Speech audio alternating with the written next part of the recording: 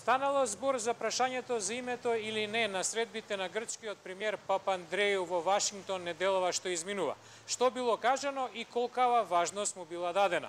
На оваа тема деновиве медиумите интензивно шпекулира, особено со фактот дека во официјалните изјави по средбите во Стейт Департментот и Белата куќа прашањето конкретно не беше споменато. Единствениот кој се осврна на името не беше политичар, туку лице блиско до Бога. Архиепископот на грчката црква во Сад Деметриос на приемот во Белата куќа за грчкиот ден на независноста со барање до американскиот председател Барак Обама.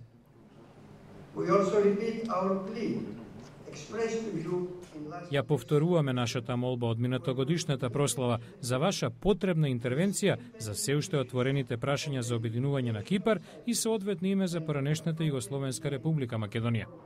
За името сепак станало збор, барем на средбата со американската државна секретарка. Тоа ни го потврди представник на Стейт Департментот, според кој Клинтон смета дека заокружувањето на интеграцијата на балканските земји во евроатлантските институции е суштинско за регионалниот развој и сад ја поздравуваат Грција за лидерската улога во таа насока.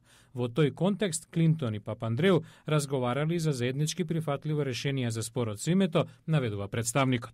Џон Ситиливис од советодавната компанија Trilogy Advisors, а истовремени на чело на проектот за Југоисточна Европа во престижниот центар Вудро Вилсон во Вашингтон, го подвлекува по широкиот контекст евроатлантската интеграција на Балканот.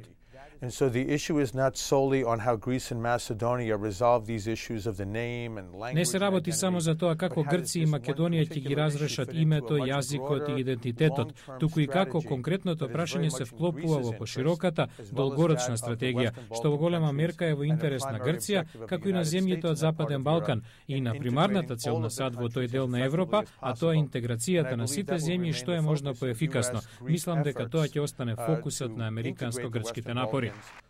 Дали поради неопходноста од интеграцијата е можно Грција да се согласи најпрви на прием на Македонија во НАТО и Европската Унија под сегашната референца во Обединетите нации, па потоа да се преговара за името. Ситилидис наведува дека грчките влади во континуитет инсистираат најпрви на решавање на името и не гледа дека има индикации за промена на таквиот став. Подвлекува дека владата во Атина сега е преокупирана и со во голем дел екзистенцијалната економска криза, но не верува дека притисокот поради кризата може да повлијае за поскоро решавање на спорот околу името.